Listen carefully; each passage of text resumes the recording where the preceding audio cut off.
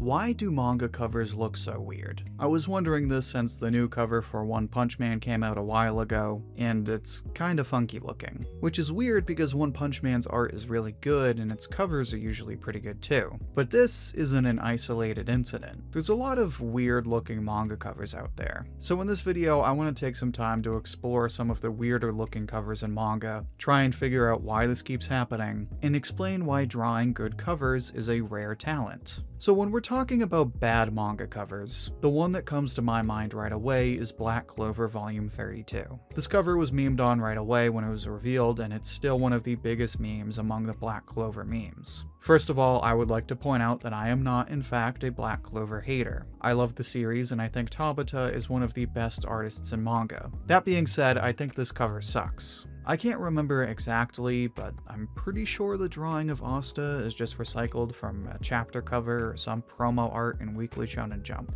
Either way, I'm like 99% sure it's just a cut and paste of a piece Tabata had already done. But that wouldn't have been that bad because it's honestly a great drawing of Asta. But then you have Seke and he completely ruins the cover. The cover is all dark and gloomy, and then you have little green Seke smushed in there like someone picked a booger and wiped it on the cover. Another thing I hate about the cover is the scaling. You have Asta taking up most of the cover, and then Seke is like teeny tiny. It's just really weird, and it adds to the overall goofy tone of the cover. The weirdest thing about this is that Tabata is usually pretty good when it comes to covers. The first volume is pretty good, I think volume 27 looks really good, and even after volume 32, Tabata came back. Personally, I really like the look of volume 35.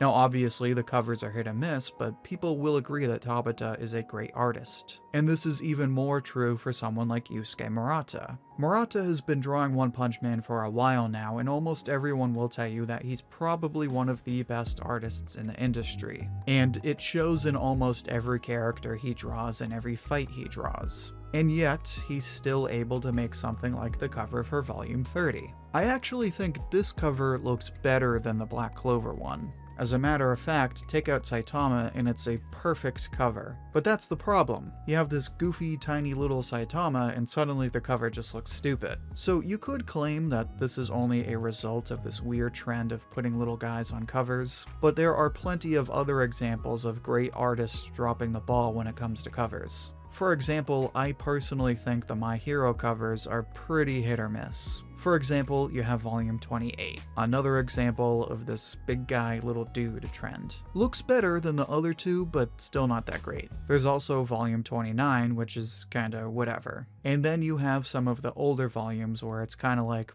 bro, were you even trying? But you also have great covers like volume 30 right after that, the cover for volume 25. And you even have the cover for volume 19, which went for something different and still looks pretty good. Clearly, even the best mangaka can make terrible covers. So the question anyone would want to know is what separates the good ones from the bad ones? What's the secret to good manga covers? Well, before I get into that, make sure to like the video if you're enjoying it so far. It's the easiest way to support the channel, and it helps spread the video to other viewers like you. So personally, and this is just my own theory here, I think the secret to making good covers is knowing how to make good thumbnails. Because there are many talented artists out there who cannot make a good thumbnail to save their life.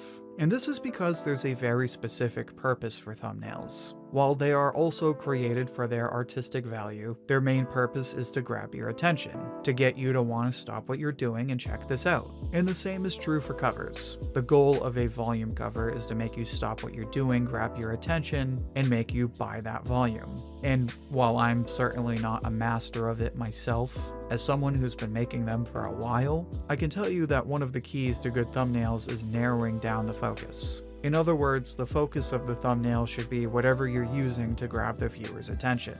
For example, let's look at the covers from one of my favorite manga, Eden Zero. Volume 1 is a solid cover, and that is because it basically has just two parts, the characters in the front and the cool looking planet in the background. Now let's look at something like Volume 13. Volume 13 is like a 5 out of a 10 as a volume cover. If it were a chapter cover, I'd give it a higher score because it's a cute picture. But the problem as a volume cover is there's no real focus. There are way too many characters in this shot, so especially if you're like 2 or 3 feet away, it makes it way harder to focus on any one thing.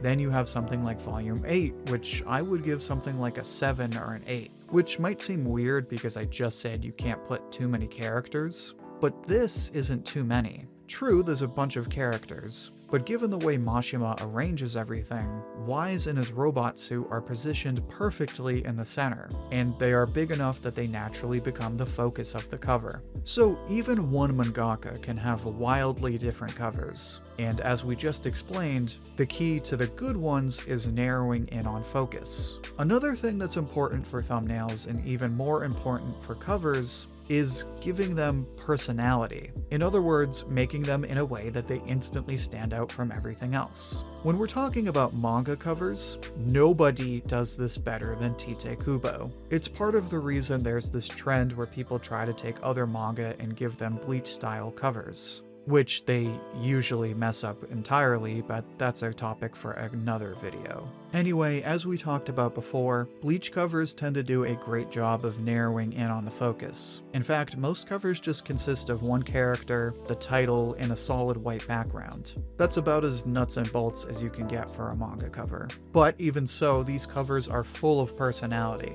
The earlier covers are pretty simple portraits, but by volume 13, Kubo had pretty much developed his own style for covers. For volume 13, we get a close-up of Kenpachi. Still the white background, but this time it's more stylized, with Kenpachi covered in a slight bluish hue and lots of shading. Kubo would continue this trend with later volumes, still heavily shading characters in these close-up character portraits, often making them pretty saturated. It's also worth noting that the English covers take away the titles. For example, here is the English cover for volume 71 featuring Nemu. Has everything like before. Solid white background, stylized character with shading, and a sort of magenta look. But now look at the Japanese cover.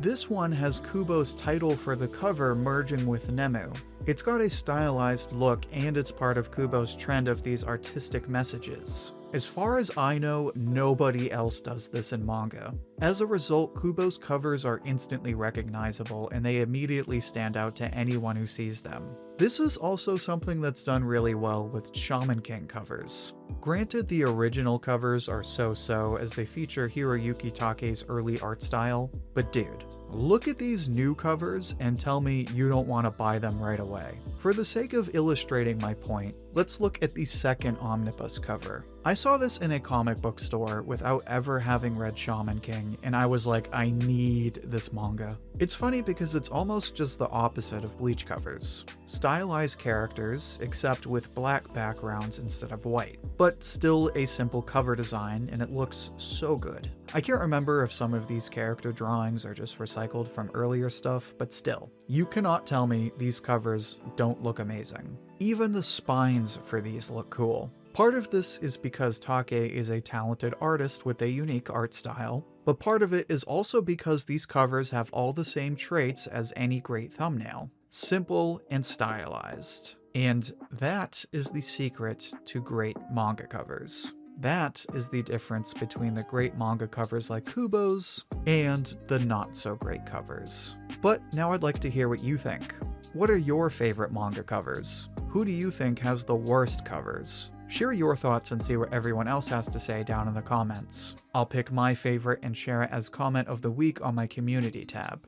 And if you'd like another discussion like this one, check out my previous video on the legacy of Dragon Ball's art. In that video, I explain why any mangaka should draw like Akira Toriyama. You can find that video in the playlist linked right here.